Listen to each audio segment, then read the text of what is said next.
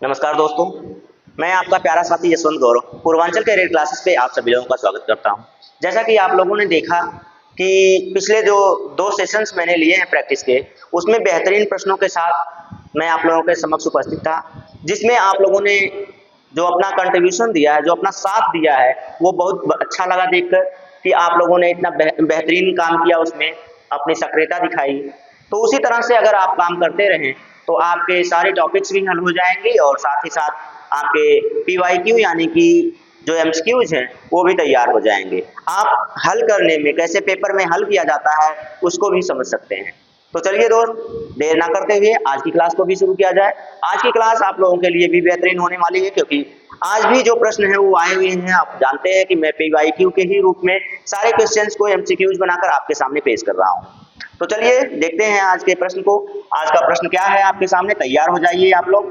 देखिए क्या क्या प्रश्न है, कैसे प्रश्न बनते हैं आपके पेपर में, वो सारे प्रश्न मैं आप लोगों के सामने लेकर उपस्थित हूँ। तो चलिए पहला क्या है भाई, पहुंच गया है। अच्छा, फिर से भेजा गया है, जबकि इसमें पहले से ही ये पड़ा हुआ था पीडीएफ। तभी तो कह रहा हूँ कि 2 कहाँ से हो गए, डबल।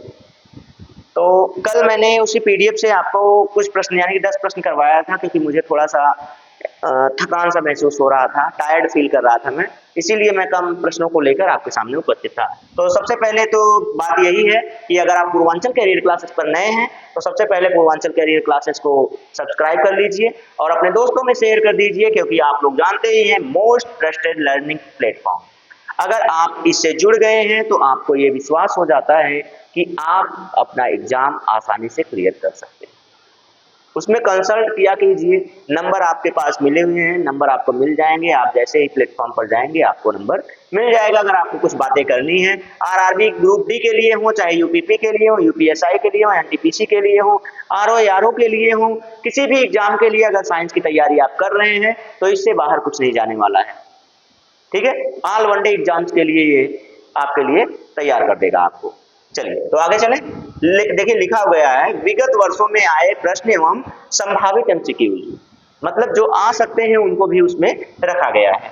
तो मैंने 10 तक हल करवा दिया था ना, क्वेश्चन नंबर 10 तक, ये शुरू से शुरू है। तो क्वेश्चन नंबर 10 हल हो गया था। क्वेश्चन नंबर 11 से आज हमको हल करना है। क्वेश्चन नंबर 11 कहाँ गया भाई, ये 10 हो गया था। अब यहाँ से हमको हल करना था, तो ये आप लोगों के लिए मैंने यहाँ तक काम कर दिया था कि आप यहाँ से अब हल करेंगे। लीजिए हल कीजिए और मैं तब तक अपना पेन चूज कर लेता हूँ। क्या है पेन और क्या होना चाहिए, कौन सा कलर। भाई मैं अपनी लेखनी नहीं लूंगा तो लिखूंगा कैसे, और जब लिखूंगा नहीं तो आप लोग समझेंगे कैसे। तो सारी बातें तो आपकी यहीं से होती हैं। आ जाइए, जुड़ जाइए हमारे साथ।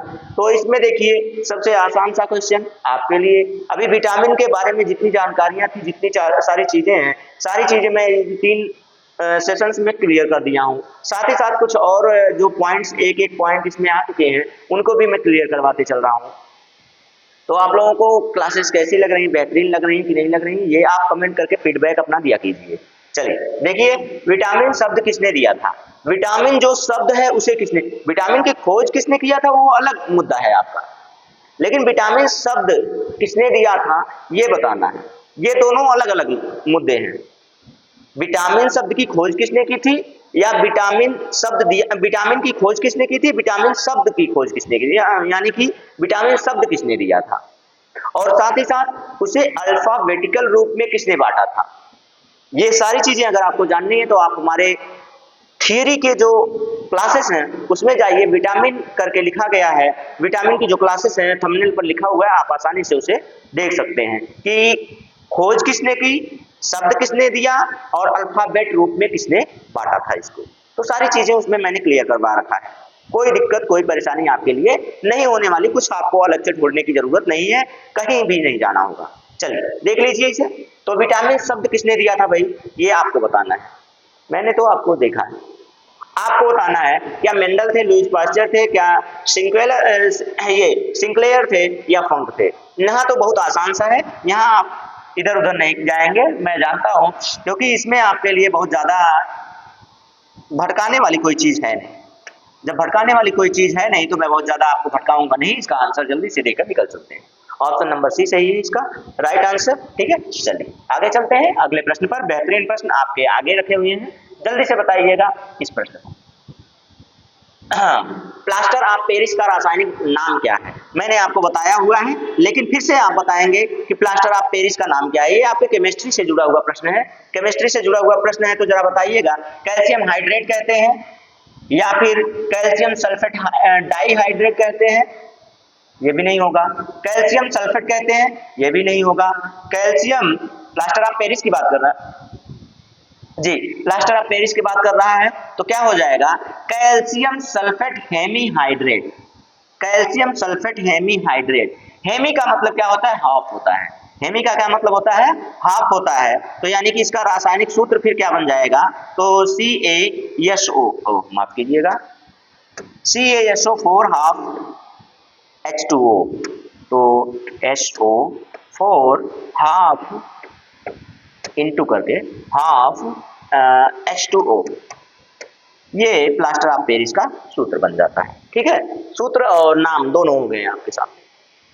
प्लास्टर ऑफ पेरिस किस काम में आता है? आप जानते हैं कि प्लास्टर ऑफ पेरिस चूना क्या बोलते हैं उसे, दीवार की पुताई में काम आता है, प्लास्टर करने में जिसे कहते हैं आप लोग। और हाथ पैर टूट जाए या कहीं टूट जाए तो उस पर प्लास्टर लगाने के काम आता है। आप देखते हैं ना कि ऐसे हाथ बहुत एक्शन मारते हैं, एक्शन मारते हुए बाइक से गिर जाएंगे, हाथ टूट जाएगा, तो फिर कुछ 1-2 महीने के लिए आराम से ऐसे लेकर लटक जाते हैं, तो फिर कोई दिक्कत नहीं होती है। चलिए आइए आगे चलते हैं।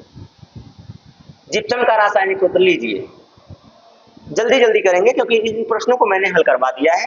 इन प्रश्नों को जब हल करवा दिया है, इन टाइप के प्रश्नों को हल किया है, तो जिप्सम का रासायनिक सूत्र बताना है आपको। जिप्सम का रासायनिक सूत्र क्या होगा भाई?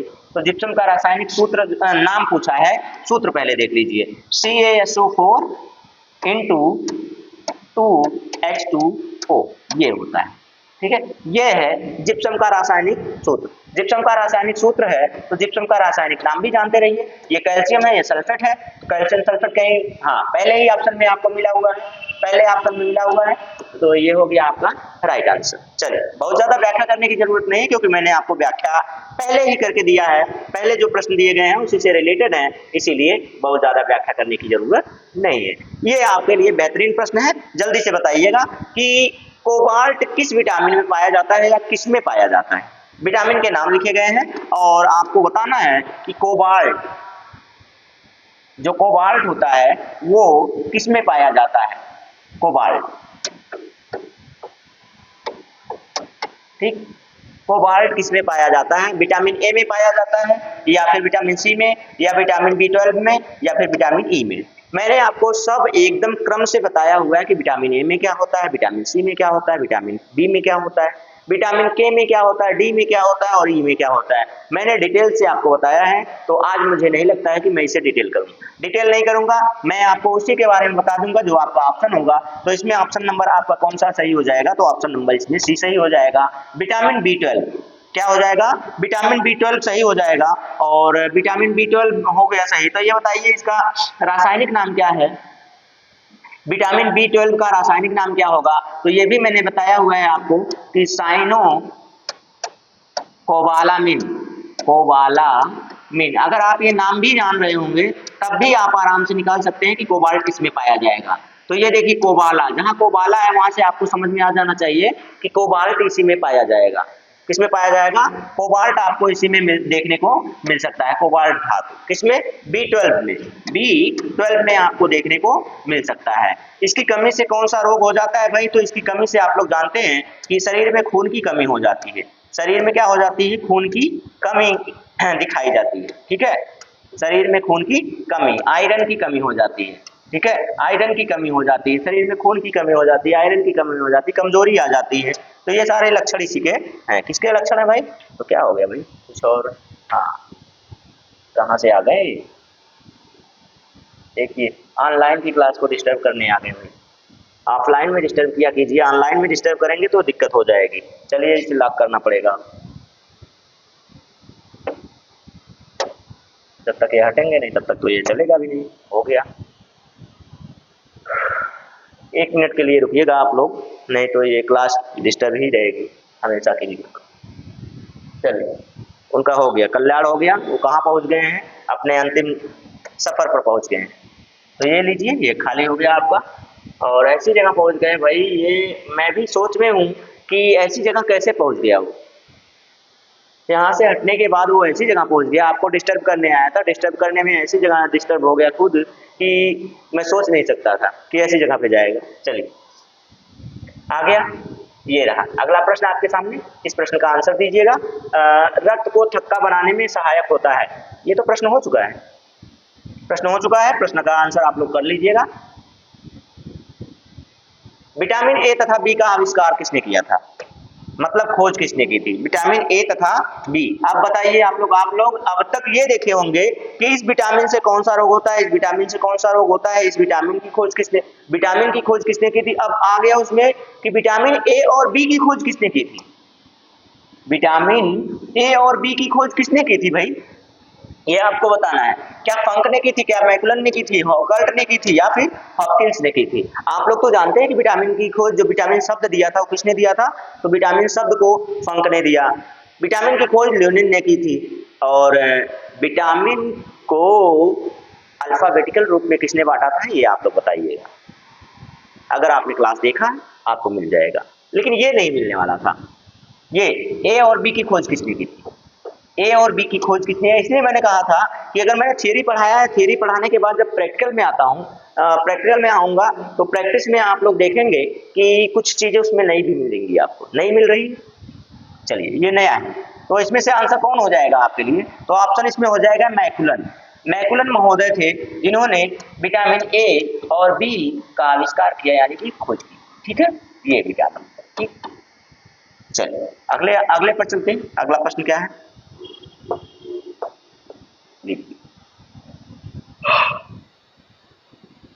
अब बताइए।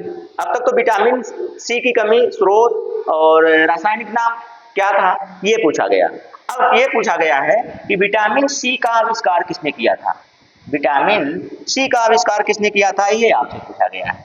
अब बताइए आप किसने किया था इसकी खोज, विटामिन सी का आविष्कार किसने किया था। तो विटामिन सी का आविष्कार, पहले तो रासायनिक नाम मैंने बताया था, एस्कॉर्बिक एसिड होता है। क्या होता है भाई, एस्कॉर्बिक एसिड होता है, एस्कॉर्बिक एसिड होता है, ये तो जानते हैं भाई। बहुत ज्यादा शुद्ध लिखने का मन इसलिए नहीं करता है, जब बार बार कोई चीज बता दी जाती है तब मन नहीं करता है। Ascorbic acid. रोग कौन सा होता है, स्कर्वी रोग होता है। रोग कौन सा होता है, स्कर्वी रोग, यानी कि मसूड़ों से क्या आना, रक्त का बहना, मसूड़ों से रक्त का बहना होता है, तो वही होता है आपका स्कर्वी रोग।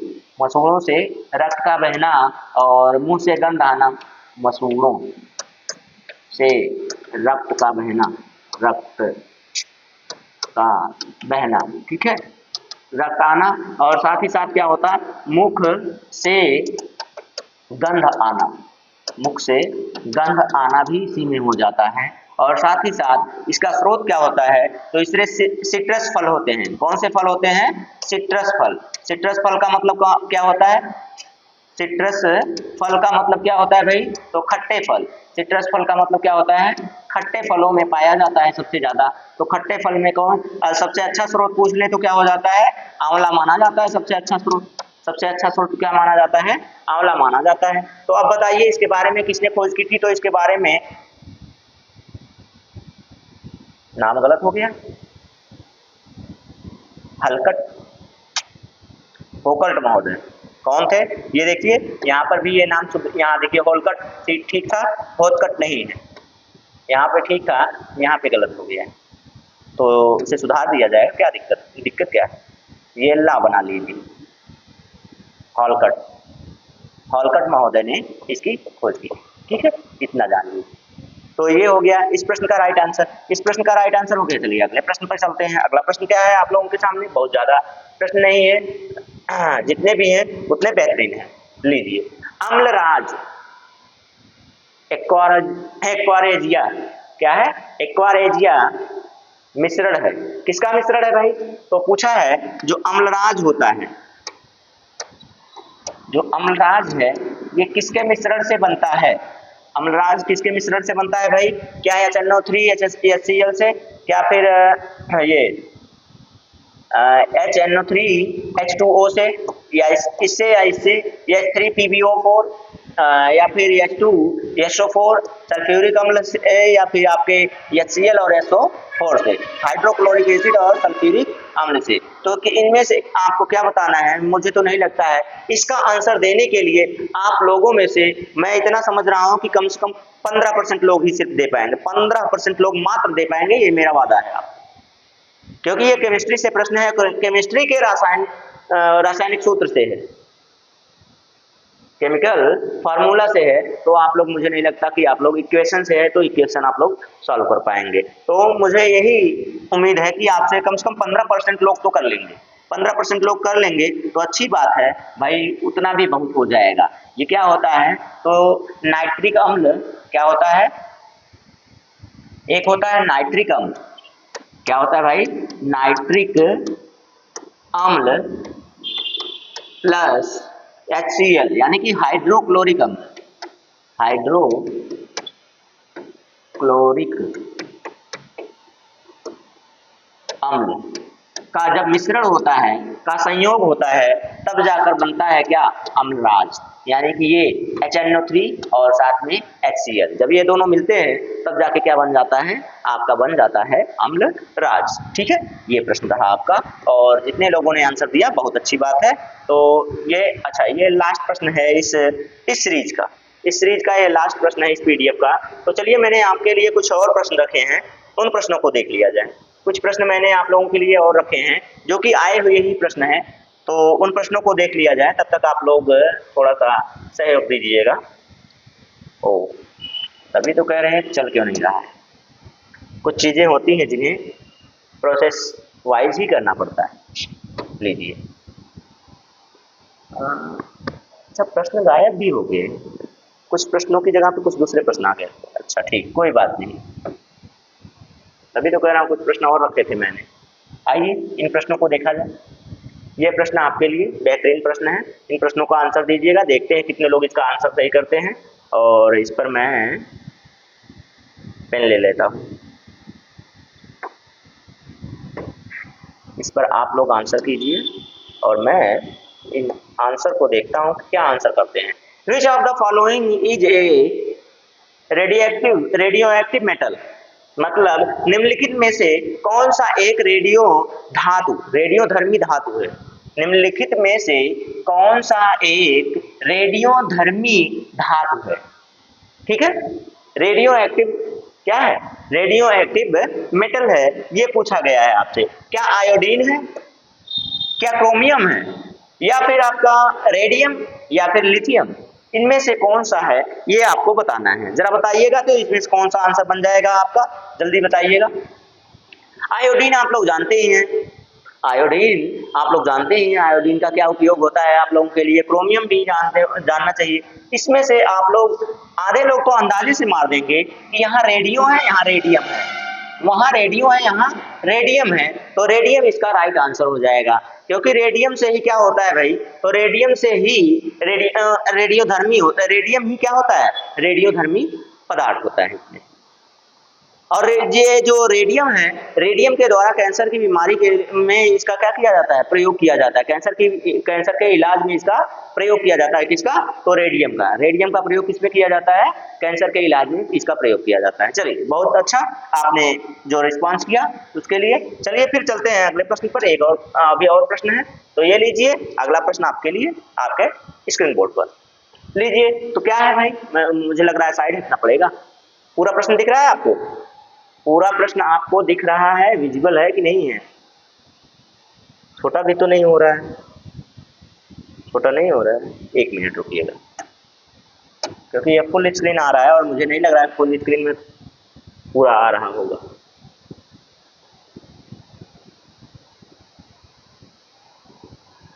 तो बढ़ तो गया, बढ़ गया, लेकिन छोटा कैसे? बस रुक जाइए, नहीं, इससे छोटा नहीं होने का।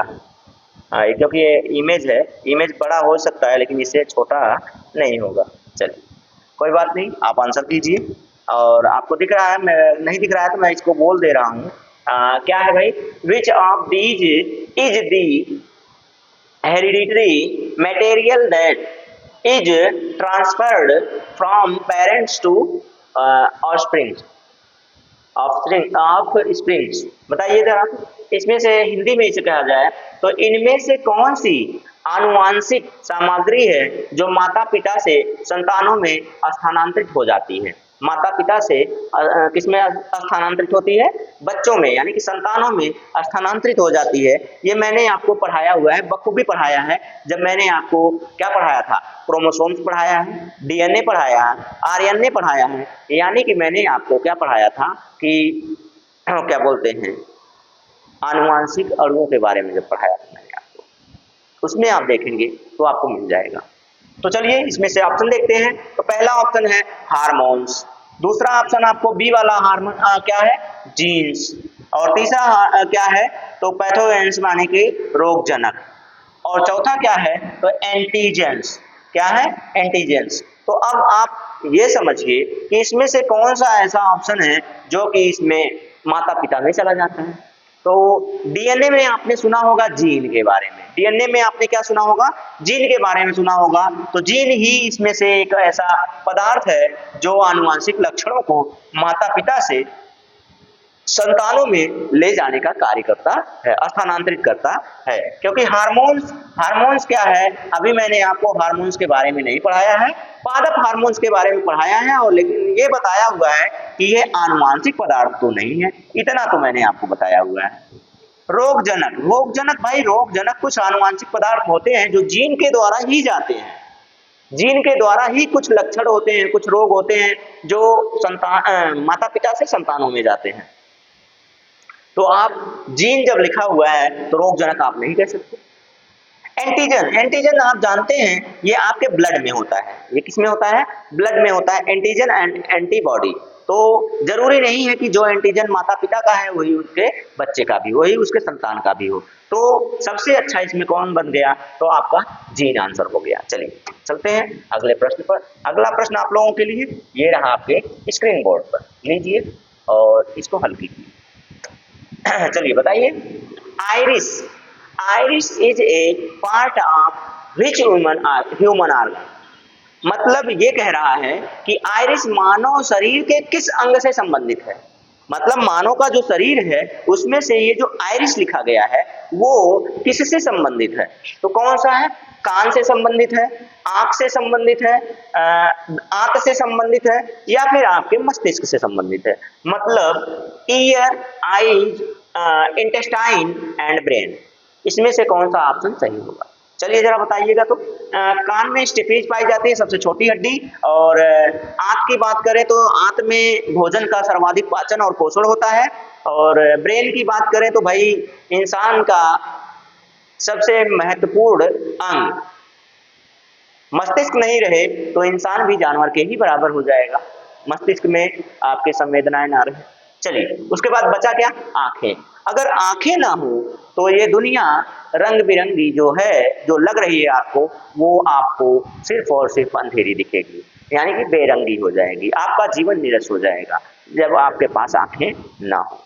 तो आंखें इसमें आपका राइट आंसर हो जाएंगी, आंखें इसमें क्या हो जाएंगी, राइट आंसर आप लोगों के लिए हो जाएंगी। तो चलिए मैं आप लोगों के बारे में आपको थोड़ा सा दिखा दूं कि भाई आइरिस आपकी होती कहाँ पर है। तो मैंने उसके लिए एक फिगर आपको यहाँ पे मेंशन किया हुआ है। इस फिगर को देखिए, आपको पूरी की पूरी आंखें दिख जा रही हैं। तो पूरी आंखों में आप देख लीजिए तो आइरिस कहाँ है। आइरिस जानते हैं आप क्या होता है, आपकी आंख का भाग होता है, ये पुतली के पास होता है। ये कहाँ होता है, पुतली के पास होता है, जो आपकी पुतली होती है वहां पर होता है। अब जब आपका ये प्रकाश के हिसाब से ज्यादा प्रकाश हुआ तो आइरिस जो होती है वो पुतली को क्या करती है, संकुचित कर देती है, यानी कि कम प्रकाश आंखों में जाए। जैसे आपकी आंख पर तेजी से प्रकाश पड़ता है तो आपकी आंखें बंद हो जाती हैं, या फिर ज्यादा प्रकाश पड़ता है तो आंखें बंद होने जैसी हो जाती हैं। क्यों हो जाती हैं, तो आइरिस के कारण हो जाती हैं। पुतली को ये क्या करता है, संकुचित करता है। और कम प्रकाश है तो आंखें आप तेज से ऐसे फाड़ कर आंखें देखते हैं। जैसे कोई अभी हस्बैंड कोई गलती कर दे तो उसकी बीवी को देखिए, उसकी आंखें देखिए, फिर आपको समझ में आ जाएगा कि आंखें कैसे दिखाई जाती हैं। ठीक है, आप कोई गलती करके देखिए, आप एज ए हस्बैंड है, फिर आपको समझ में आ जाएगा कि आपकी कैसे दिखाई जाती है। ये देखिए आयरिस है, ये आपकी पुतली है, पुतली के ऊपर ये देखिए ये आयरिस है, ये क्या है, ये आयरिस है, ये आयरिस है, ठीक है, ये आयरिस है। जहां पर आप लोग कहते हैं कि आंखों से कीचड़ आ रहा है तो वो क्या है, आपकी आयरिस, ठीक है। चलिए चले अगले प्रश्न पर, क्योंकि एक और प्रश्न है आप लोगों के लिए, उस प्रश्न का आंसर दीजिए, फिर आप लोग आजाद हैं। ये तो हो गया, ये भी हो गया है, ये भी हो गया है, ये लास्ट प्रश्न आप लोगों के लिए, बेहतरीन प्रश्न, बढ़िया प्रश्न आप लोगों के लिए। Which of the following gases in our atmosphere absorbs the harmful UV rays of the sun. तो इसमें आप देखिए हमारे वायुमंडल में, हिंदी में पढ़िए आप, हमारे वायुमंडल में निम्नलिखित में से कौन सी गैस सूर्य की हानिकारक यूवी, यूवी का मतलब अल्ट्रा वायलेट रेज, क्या है, ultraviolet rays, violet rays, ठीक है। मतलब इसका क्या हो जाएगा, तो इसका मतलब मैं आपको बता दूं, तो इसका मतलब होता है मेरे दोस्त, क्या होता है इसका मतलब, इसका मतलब होता है क्या, कौन सी किरणें, परावैगनी, परावैगनी नहीं, पैरावैगनी नहीं, परावैगनी, क्या होता है भाई, तो परावैगनी किरणों को, परावैगनी किरणें, परावैगनी किरणों को सूर्य से पृथ्वी पर आने के लिए रोक लेता है, पृथ्वी पर नहीं आने देता है। वो कौन सी गैस है, क्या मीथेन गैस है। मीथेन गैस के बारे में अभी मैंने कल वाले सेशन में आपको बढ़िया से पढ़ाया था। मीथेन गैस के बारे में मैंने आपको कल अभी पिछली वाली वीडियो में बहुत अच्छे से पढ़ाया था कि इसे मार्स गैस कहते हैं। इसे क्या कहते हैं भाई, मार्स गैस कहते हैं, या दलदल गैस कहते हैं।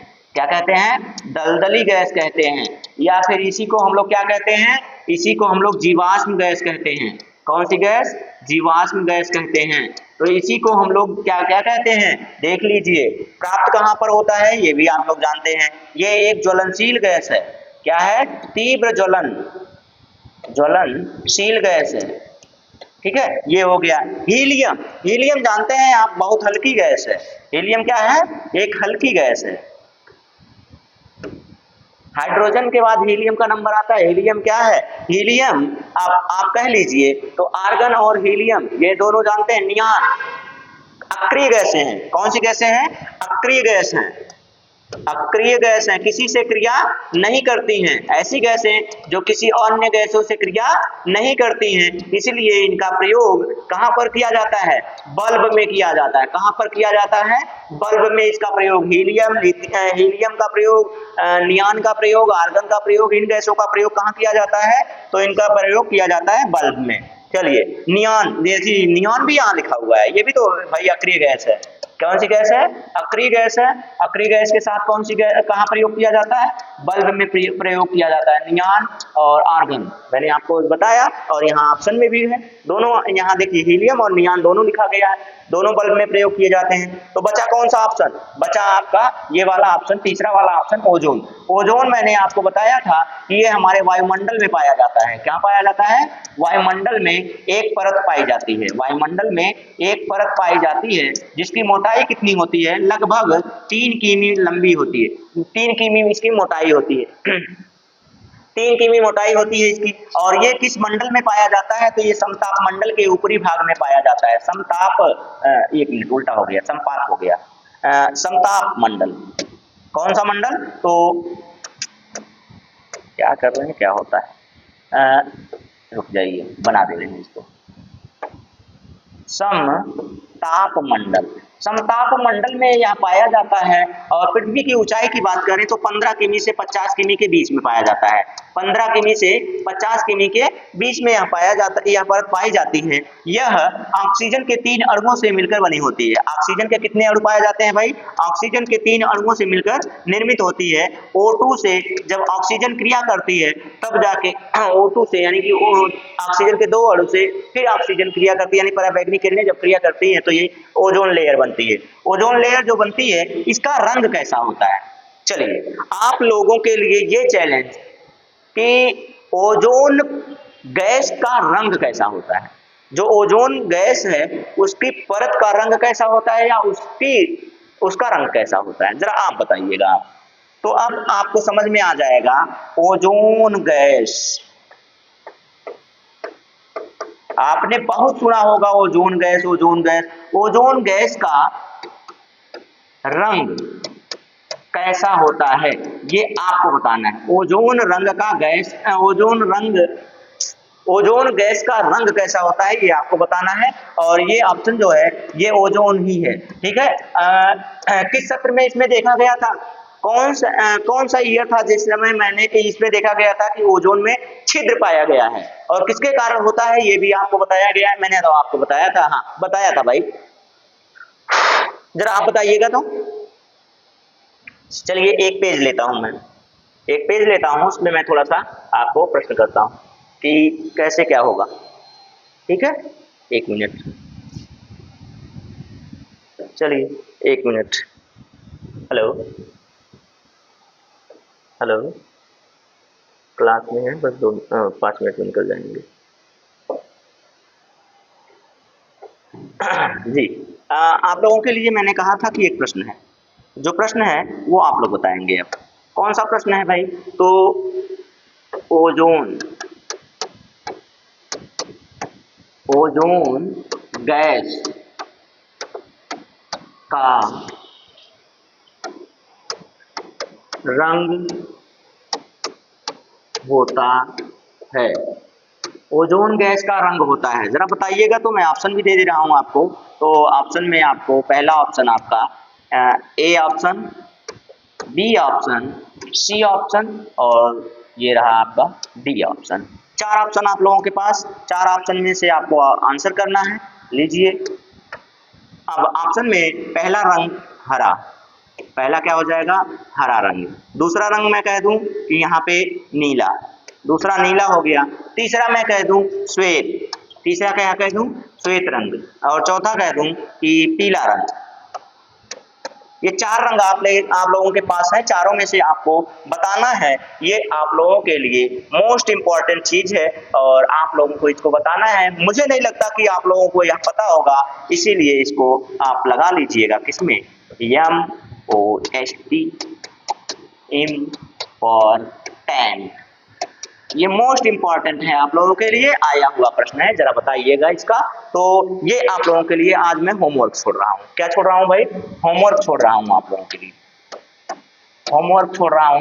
जरा बताइए, देखता हूँ कितने लोगों के पास दिमाग, कितने लोगों का दिमाग काम करता है कि ये प्रश्न का आंसर कमेंट करते हैं मुझे। चलिए, तो आज के लिए इतना ही रहने दूं, मुझे लगता है कि इतना आज के लिए बहुत है। तो आज के लिए इतना ही दोस्तों, चलते हैं, जय हिंद, फिर मिलते हैं।